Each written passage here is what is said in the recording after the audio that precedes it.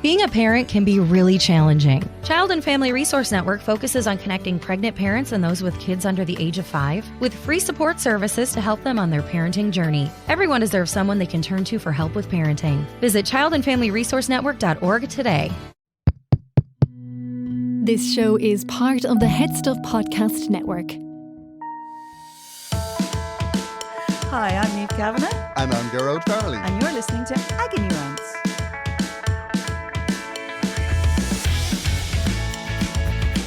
Hello. Oh, historic. That's how I feel right now. What a week. I know. It's been quite a week. There's been a lot happening. I know. So much going on. Mainly, I think, in our lives. Historic for other people, but let's be honest, we have been driving the length and breadth of the world. Exactly. Doing shows for people that are, very interested. Yeah. I can't believe the Queen is dead. I know. Actually, it's so funny because over the years you keep waiting for that. And then actually I thought because she saw Boris and Liz, she seemed grand. She looked a bit fragile, I thought. And then there was the purple hand thing. I don't know if you've seen that. Well, it was the purple hands and there was like the bloodshot eyes. Yeah. I was a bit I thought surprised. either she's been at the gin or she's on her last. And she's fond of it, like she was fond of a tipple. I had a pencil case. I was thinking about this. I had a pencil case when I was in about first year. Okay. And it was supposed to look like a wall with graffiti on it. And like one of the things that was written on the wall was "Coming soon, the King and Di." So that's how long we've been anticipating that woman's death. Probably just about. Yeah, she was probably even before that. I had that pencil case. Yeah, I was going to say they were just inherited about. it from my sister. You inherited. It was a hand me down, and she was younger than me. It was a hand me up, essentially. Did you covet it when she had it? Oh, I did, yeah. The King and Di. So tell us, where were you? Oh gosh, when you got the news? Do you know what? I was actually in my car, driving, and actually, just take a second here. What exact day was it? Now that I think about it, no, you're right. Actually, I'll never forget where I was. No, it was on Thursday. It was on Thursday. So I remember being surprised because it all seemed to be kicking off. I was driving from Carrickfergus to Tralee, isn't that? It was Thursday, wasn't it? Yeah. I should have checked that before I came in. It's a whole. Was it Thursday? Did I put out the bins? Clearly the patches are not working. Anyway, so the thing is, I was in the car driving from Carrickfergus to Tralee, which is quite a journey, and quite a lot happened in that time. I dropped my husband to the airport, my husband and my son, because they were going to see Manchester United play, and this is this is one of these Christmas presents that was bought from. We'll get you a ticket for my son very kindly bought him a ticket for because he's a big Man U fan, so very exciting for them. Cost me about 450 quid by the time I sent them over there. But actually really exciting. So I dropped them off at the airport in the morning and in Belfast, and then started driving down the road, and it all started kicking off. And I remember texting him saying, "Is the match going ahead?" Yeah, did the match go ahead? Yes, it did. We were worried about the gig. Yeah. Because we had a gig in Chester and then we had a gig in Liverpool and then we were in Bristol. Like on the way, we were getting texts going, "It won't go ahead, it won't go ahead." And we were kind of going, well, we're still going because like the hotels are booked. We'll just... Let's just say we're doing it. We arrived at the theatre and it was a Queen's Theatre. Yeah. And the rules of it's called Operation there was a name London on it. Bridge. London Bridge. Operation London Bridge. No. And according to those rules, if the Queen died before 4:00, the National Theatre would close. But it doesn't say anything about any other theatres. No, but I think people just took it as a reason not to do half the stuff. I know, I really think so. Because, I mean, we did the show and it was a Queen's Theatre and somebody went on stage and read a statement from the theatre. Oh. And the thing is, we were told, because when we did our sound check at about 6:00, right? Yeah. We were told that if the Queen dies, they have to go on stage and read the statement. But... So we can choose to do the show, we can choose not to do the show. But we had to be aware that if they were notified of the death of the Queen, they had to stop the show and they had to go on stage and then read the statement. Not exactly the vibe Not you want. ideal. No, in the middle of a comedy segment, maybe not so much. Yeah. Well, we were kind of trying to work it out. Like, we reckoned that I was probably pretty safe because I was the first half an hour. But we reckoned that if it was going to happen, it would probably be Joanne that would be interrupted. Yes, of course. That we come up with the joke that when it was finished and she was restarting, she'd say, "Oh my God, I can't believe Gearóid's dead. He looked so well when he did his bit." Like, so we reckon that would be the joke that would get her back in. Okay. But it turned out then they just read the statements before it and she was already dead. I mean, I was going very convenient for us. To be fair, I was going to Kerry. Nobody was cancelling anything down there. As a matter of fact, there wasn't even because we stayed in the Rose Hotel, which was really lovely, but they only have RTE in there or Virgin. That's it.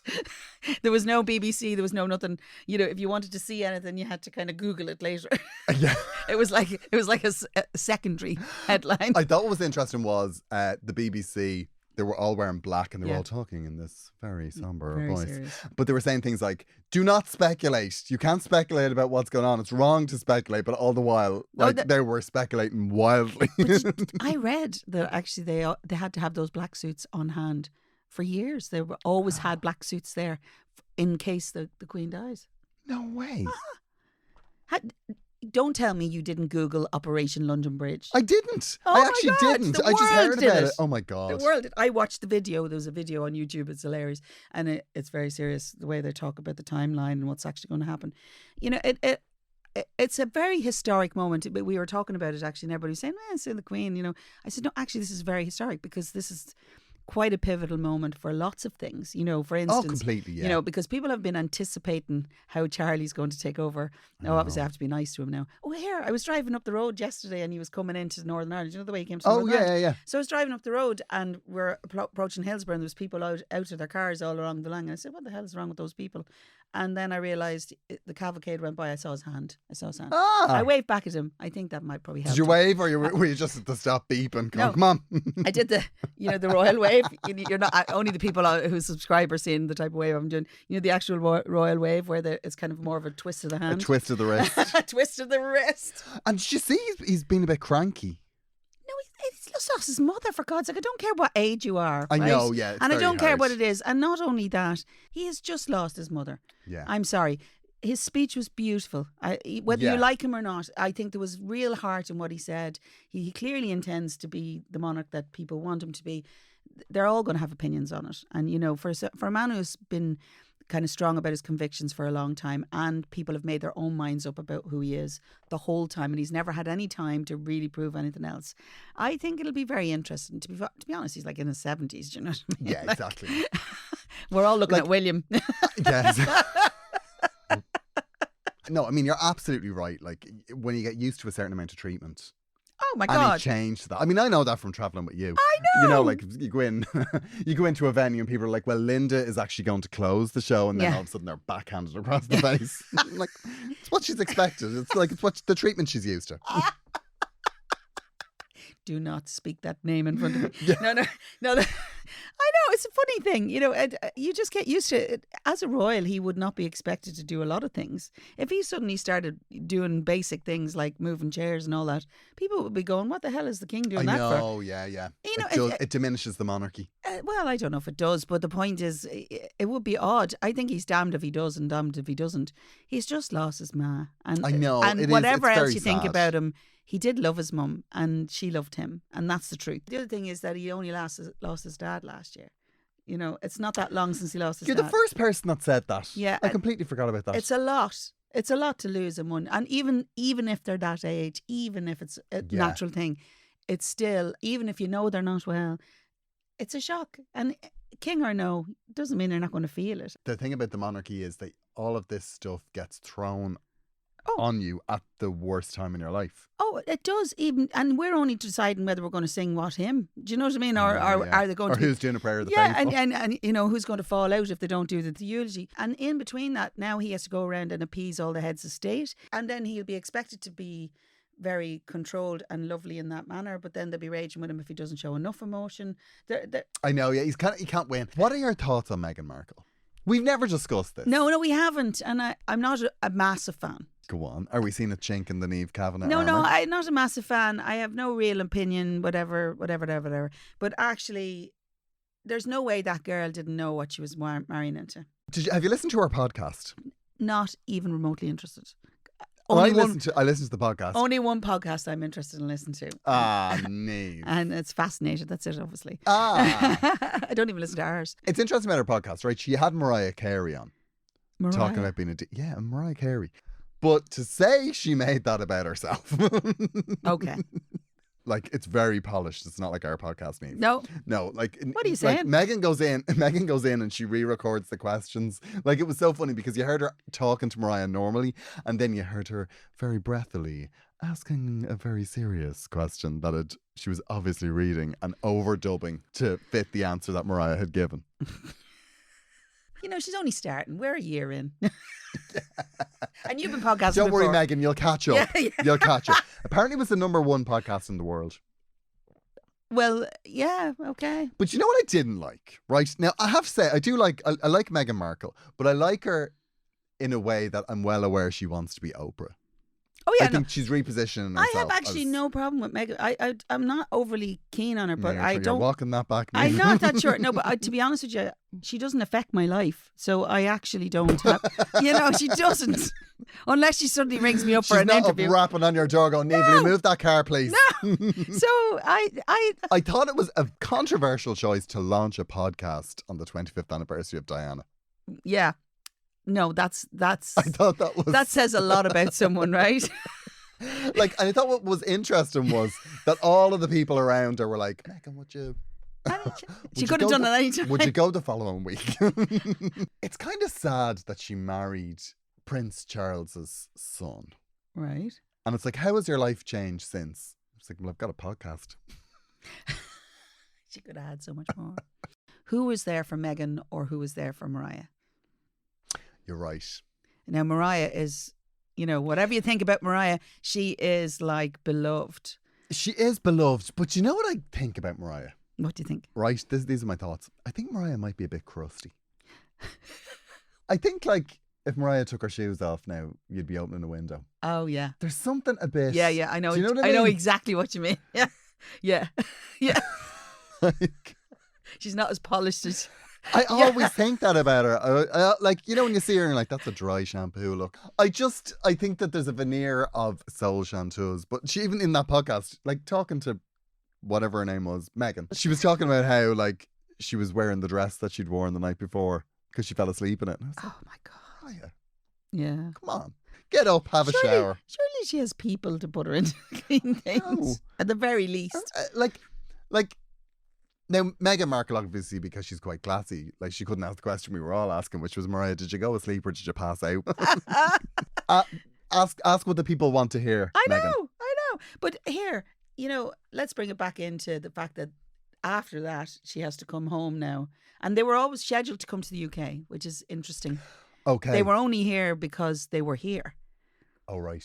Oh, they were here anyway. Yeah. So, in other words, Harry and Meghan, right, they were due to do some sort of press thing here. For his book. Yeah. No, it's not his book. It was for some other thing that they were doing. But they were meant to be here for some charitable things or something they were doing. And so they were anticipating them coming over, and then the Queen dies. Like, I know. And the media are really going to try and spin it that, it was the book and the Queen was so upset about the book. Yeah, well, the It was book's like- not out yet. They'd be more upset about the interview your woman had again, bashing them again. But what about Prince Andrew? Oh, he's not writing Like books the about book. Like, He's not writing she's books worried about about a it. book her grandson's writing, but then there's Prince Andrew sitting there in the corner after hawking 12 million quid of the taxpayers' money to pay for, well, we all know what he was. Yeah, let's just leave it there. Yeah. And then there's Prince William that apparently, allegedly, do you remember he was I won't believe a word you say against him. apparently Prince William. What? Apparently Prince William likes things that he doesn't get at home. Okay, so like, are we talking about things that we hang Alleged. clothes with on a line? Yeah. I'm astonished that you know about pegging. I know about pegging. I know it's nothing to do with putting on a line, right? I know about that. There isn't a person in the world who, after that headline came up, didn't go, I wonder what that is. Listen, thank God for Urban Dictionary. We'd be all effect otherwise. You have to keep in touch with what's happening. I won't believe it. I don't care. You're right, Niamh. I'll be honest with you, I don't care whether it's true or not, to be honest. I don't look at them. I don't think that would be something he would get at home. Like Kate Middleton, she's tiny little hips.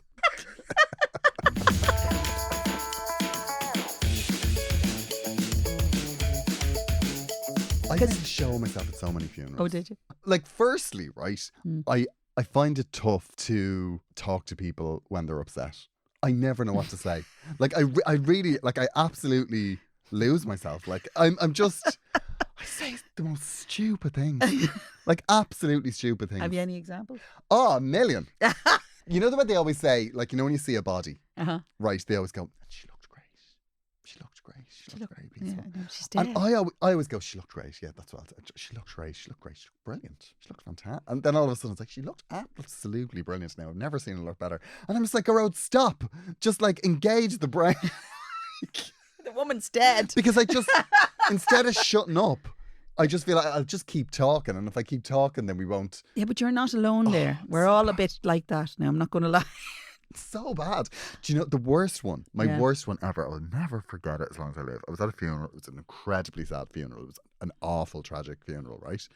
And I, in Ireland, right? You know the way they do the removal? Oh, yeah. Yeah, Now, the one.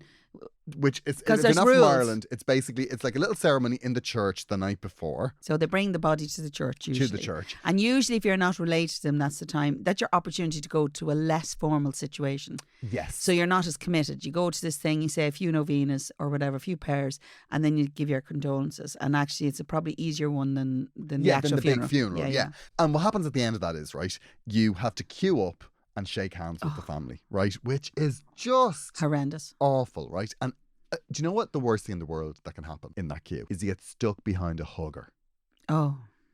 Because what happens is, right, when they're hugging the first one, you know, the first one, oh, I'm so sorry. Yeah. And you're standing there waiting to offer your condolences. You're waiting to go and you're like, oh, it's a hugger. And then when they're doing number 2, you're stuck face to face, eyeballing number 1. And you're waiting for their hug to finish so that you can move on. So you go, I'm very, very sorry. And You're dead waiting. air. Dead air. If you're anything like me, you have to say something. And I always say something. I always say the wrong thing. I know. And I actually, I know. I will never forget it. Oh I my actually gosh. said, any news? You did not. I said, Any news? so have you any news? I was just like, and I heard it and I was like, oh God. Gearóid. I know. You said any news in a I fucking know. morning line.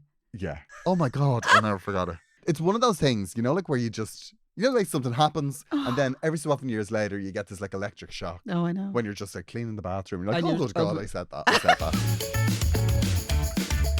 I go to funerals lacking information. Like what? Like I will go to a funeral and then be like, where's the burial? Where are we going afterwards? Like It's I all- never know what the details are. Until you get there. And I swear to God, I remember a couple of years ago, one of my friends, her dad died.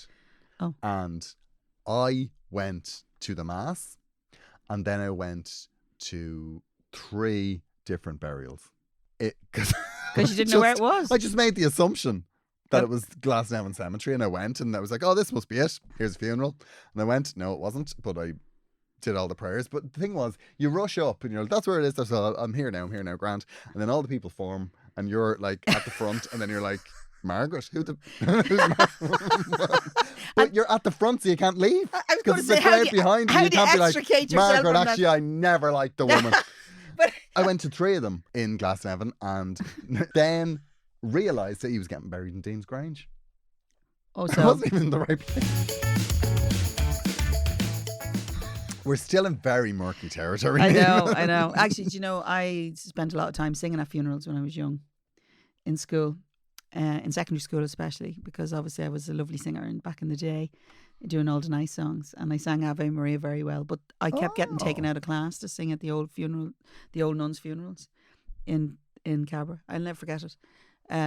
I think because they used to say I was very emotional about it all, but actually I'm allergic to incense, so my eyes used to stream. So you used to sniffle. Oh my God, it was So like that poor eyes child. streaming. She's very connected to the order. Eyes streaming. I know. I did sing a lot, but actually, you know, ever since then, the funerals I sing at are for friends and family, and they're always quite difficult. Yeah. And people always say, "How do you do it?" Because I there's no said, fee. "No." Do you want? It's nice for me. I like. Would you doing sing at it. my funeral? What would you sing? Well, things would be very bad. I'd probably be about 106 by then, so it'll be very. You don't mind a bit of a brat, do you? I'll have In Your Eyes In the original key, please. Original backing track.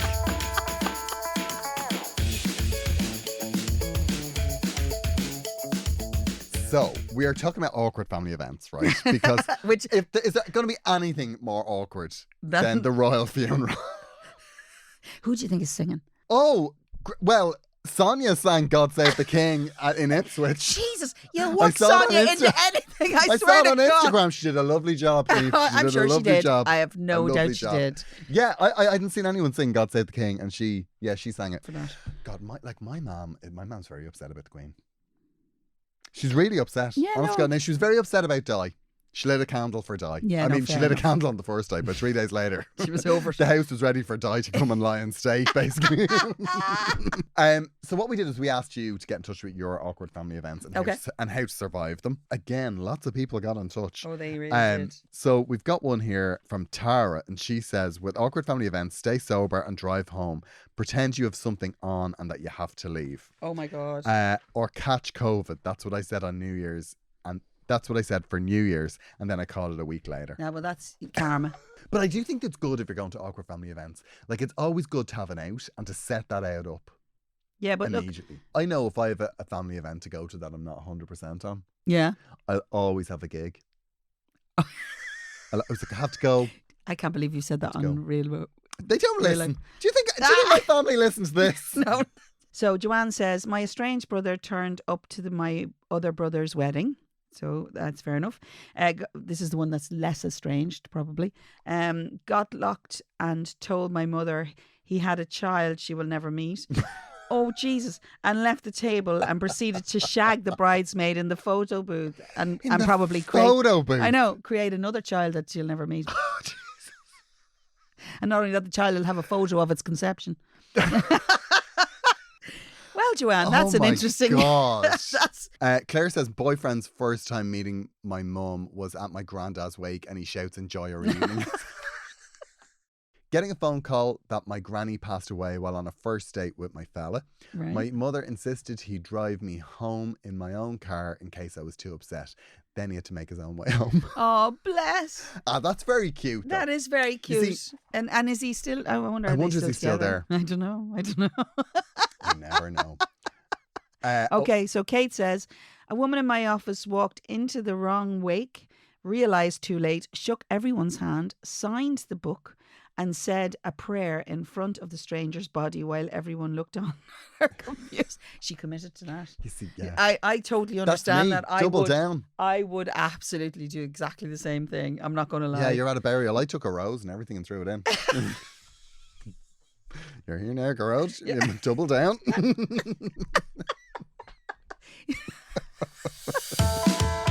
Attention Agony Rants listeners, I am going to be going on tour later on in the year and early next year with my show Glamour Hammer, and I will be going all around Ireland and the UK. The dates on sale at the moment are Portlaoise, Dundalk, Limerick, which is sold out, Galway, Belfast, Clonakilty, Waterford, Wexford, Sligo, Cork.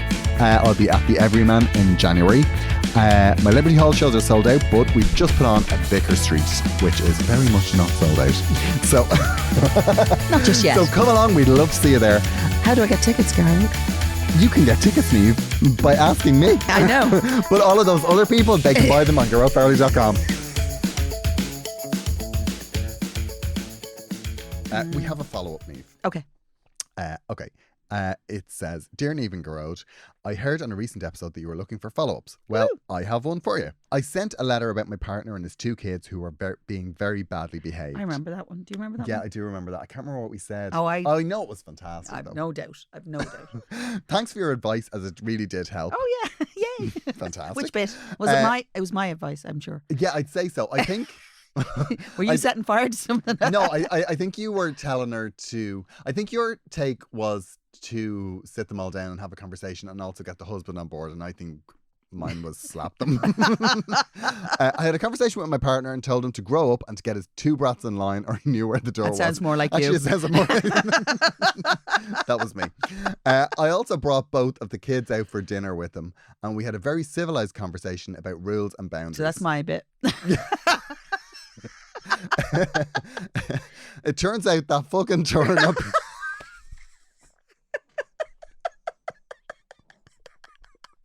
This letter has a lot of corners. It turns out that fucking turnip he married had been poisoning them against me. Absolute bitch. The things I could tell them about her, but I won't.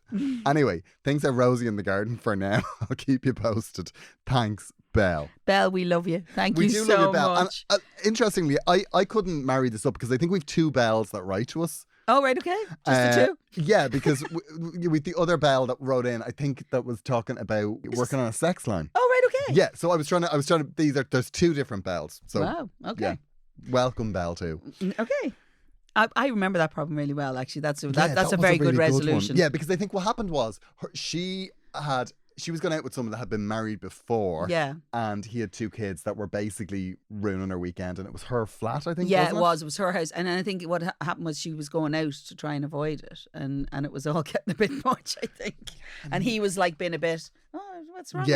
Yeah, because he was trying to be so super fair play. dad. Like, no, well done, Belle. See, I think she was playing it right from the start, going out and leave them to it.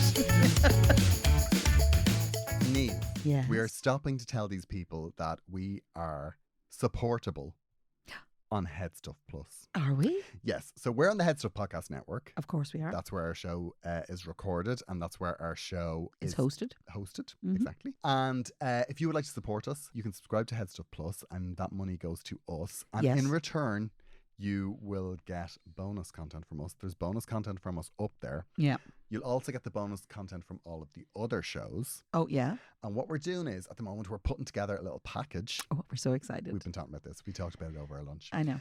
A little 2-tier package for supporting the show and about the things you will get. Okay, so. Yeah, that's very exciting. And we'll have news about it soon. You can subscribe on headstuffpodcasts.com and we will be your best friends. Oh, forever. And if you would like to visit the podcast studios where we record our show, the podcast studios are taking part in Culture Night this year. That's on the right. 23rd, on Friday the 23rd. Of September.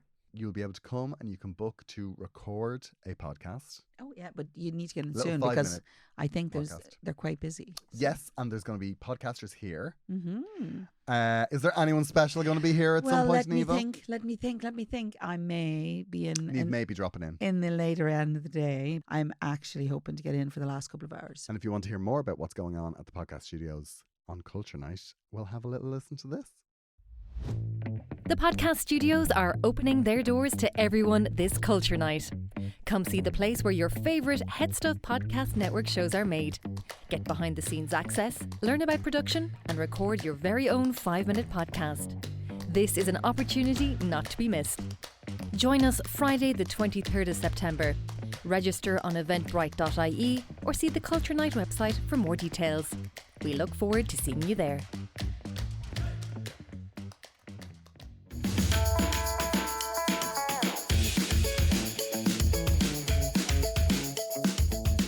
We have a problem, Gearóid. Go on. Okay, so this is from Eric. Right? Fab. And Eric is from New York, which is very exciting. Oh, excuse I me. know. How? You're worth 10 of our listeners. We've got American listeners. I know. Nate, that's where the money is. Crossover. And I love the fact that he's listened to us and not Oprah or Meghan. Well, maybe he's you doing have both. so many options. I know. How did you land here? Okay, I'm getting married just before Christmas to a lovely man. He is the man of my dreams and we are very happy. And my family are mostly happy for us. I have a brother who is quite problematic. He lives with an awful girlfriend who is a troublemaker and hates my parents. Me and my brother have never really got on, and it seems to have been made worse since I came out 5 years ago. I've always wanted to be closer to him, but he has always been quite dismissive. I've always just tried to ignore him and got on with my life. I always assumed we would be friends at some point, but that has never happened. We see each other occasionally in my parents' house, and he either ignores me or he is rude. It always takes me a few days to get over it. Yeah, that's sad. My partner doesn't like him. My partner doesn't like my brother one bit. I'm on your partner's side. I know. Come yeah. on. Recently, we were talking about the wedding with my parents in their kitchen, and he was rude and walked out. When my boyfriend and I were doing up our invite list, I put my brother down on the table plan, and I was shocked because he said he was surprised I was inviting my brother. I said, of course I was. And we had an argument, which ended up in my partner saying he didn't want my brother at the wedding. Dun, dun, dun. Oh, my goodness. I told my mother about this and she was shocked and said I had to invite everyone. My brother and the drunk trash he had chosen to spend his life with included. Another letter that built to a crescendo. Okay, what should I do? I feel you're going to have a very strong take on this. I'm a listener from NYC State. I love the show and thank you for all you do. Well, Eric, Gearóid will no doubt have a very good response. See, I don't know, I'm very divided on this. I know. I'm very divided. I feel the same. Because on one hand, I feel that you can have a fractious relationship with a sibling for your whole life. Yeah. But you're really putting a stake in the ground when you don't invite them to your wedding. Yeah, definitely. And on the other side, why should you invite that prick to his wedding? Yeah. Like, your brother seems like he's an absolute tool. Yeah. Like, I don't see what is to be gained. It's not a recent thing either by the looks of it. Because at first I thought, is it a problem with him that he came out? But he said it was made worse. So this is running years. Yeah, it's long running. The only thing I could think of for this, right, was I think you could say to your brother, you could just call him and just say, do you want to come to my wedding? Because I think that could shake him up a bit, right? Because if you say, do you want to come to my wedding? He's immediately going to think, oh, I'm not automatically being invited. Mm-hmm. So that might kind of shock him and think, okay, maybe I need to think about this here. Like, do I want to be in a situation where I don't go to my brother's wedding? Do you honestly think that brother cares about that? Well, I don't think he cares about the wedding, but I think he might care about what other people think. Yeah. You see, if you don't invite him, and this is always the problem at weddings, right? If your parents think you should invite somebody, if you don't invite them, you're the demon. Yeah, yeah. And in that situation, it's going to be very easy for you to be the problem here. Yeah. Like, Eric is going to be the problem because, like, you didn't invite your brother and now things have got worse. And if you'd invited him, maybe it wouldn't have got worse. Yeah. But if you say to your brother, do you want to come to my wedding? And if your brother says yes, then you have to say, well, then you need to change your tune, pal. Yeah. Because the way you're behaving is completely unacceptable. Yeah. And you have to meet my partner and be nice to him. And if he says no, that's your answer. Yeah. Actually, in a weird way, that's exactly what I would be saying. You extend the invite, brilliantly suggested by Gearóid on the phone. Originally, I was just saying, you invite him, chances are he's not going to want to come, but maybe. Either way, there's a conversation. But you see your mum and dad, your parents, your mum, sorry, is all you mentioned. You care about her. She cares about you. She cares about her other son, regardless of whether you get on or not. I know, speaking from experience, you want your kids to be getting on. In this circumstance, I don't think it's going to happen, but you need to put it in his court. Yeah, definitely. And I think as well, but you need to deal with this beyond the wedding. But also, what's getting lost here as well is, like, the argument that you had with your partner. Your partner is more than entitled to say, I don't want him in our wedding. Yeah. Because what's happening here is, doesn't he say, it always takes me a few days to get over it when he ignores you or so rude. your partner's very he's bearing the cognizant brunt of this. Yeah, and also the other thing is he's also aware that maybe on the happiest day of your life, somebody potentially could actually ruin that. Yeah, if he's just rude to you and it takes you a few days to get over it, like, he could just say something mean on the day and that'll upset you for the whole day. And that's just not what should happen. No, it shouldn't happen. This is your day. And and as well as that, it's not just Eric's day. It's also his partner's day. Yes, no, exactly right. I agree 100%. Yeah. But I think there's a lot said in that where it takes a few days for you to get over. So you haven't even resolved how you feel about that in general. Yeah. In how he treats you in general. So you need to deal with that actually sooner rather than later in that regard. Yeah. And you can do it out of the context of the wedding or in it. It doesn't really matter. The point is you have to deal with how you feel about it. And if it means that you have to kind of go to him and say, this upsets me, is this what you want? I think a really frank conversation with your brother is really called for. If he doesn't want to engage in it, well, then that's your answer.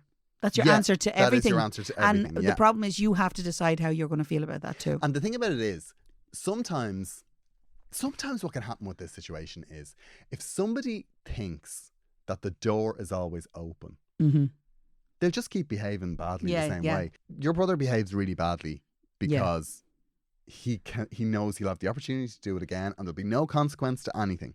I think you tell people how to treat you all the time. Yeah. And I'm not saying that you deserve this treatment. What is happening, Eric, is that you're allowing it.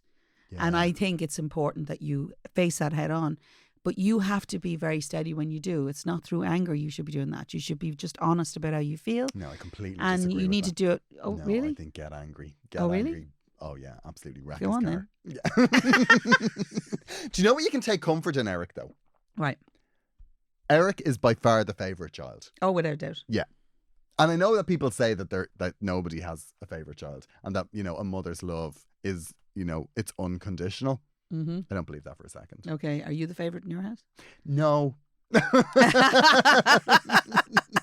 That's how I know that it exists. I always think, like, to parents who say they don't have a favourite child, I always think, do you have a favourite ring on the hob? Oh my God. You absolutely do. You do. You just don't think you do. It's front right. No, it isn't. Not What? for me. What's your favourite ring on the hob? Front left, actually. Are you right-handed or left-handed? Right. No. That doesn't Depends. hold water at all. Depends on the hob that you have. To be fair, depends where your oven is in your room. Listen, why are we here? Eric doesn't need to know about the But, oven. like, I think that Eric's family, I think, is all operating in this environment that is dictated to by the mood of One child. one child who doesn't care how he makes people feel, No. and everyone just puts up with it over and over again. The other thing you need to have person you need to have a conversation is your mum, Yeah. right? And I'll tell you why, Eric. Right.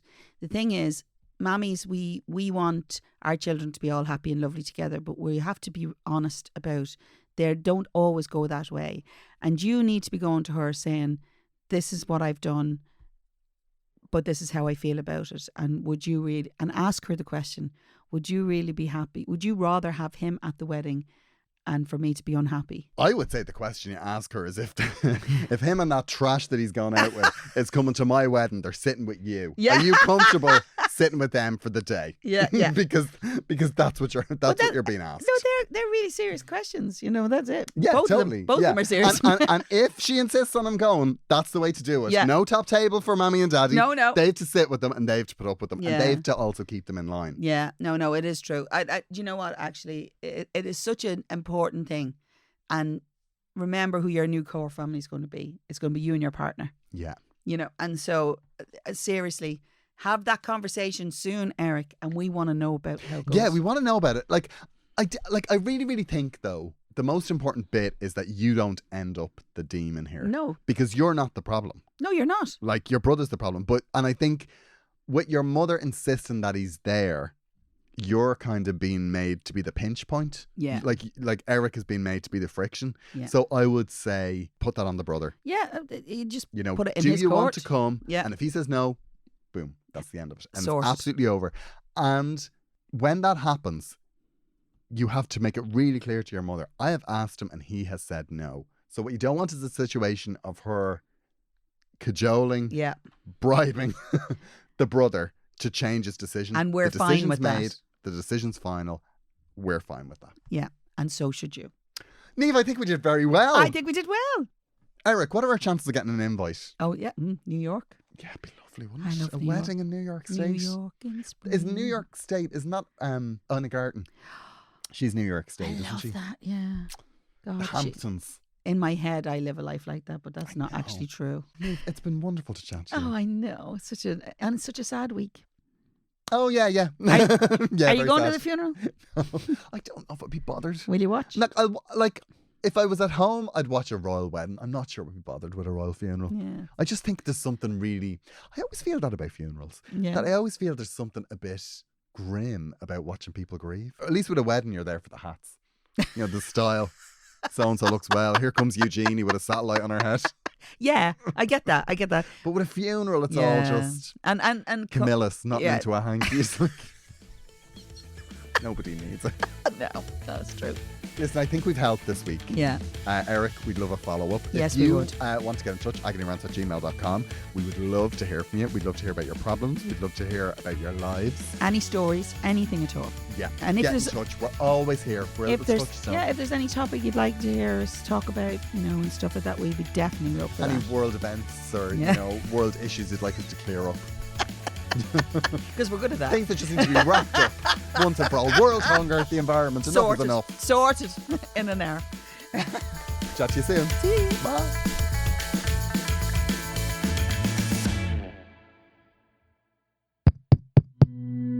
This show is part of the Head Stuff Podcast Network, a hub for the creative and the curious. Shows are produced in association with Head Stuff and the Podcast Studios Dublin. Find out more or become a member at headstuffpodcasts.com.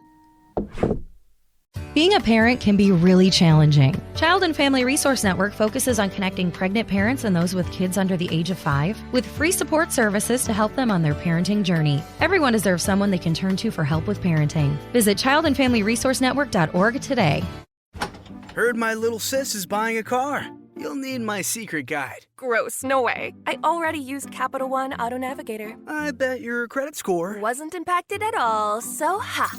I got my real rate and monthly payment, had an amazing test drive at the dealership, and made the purchase. taking the easy way out.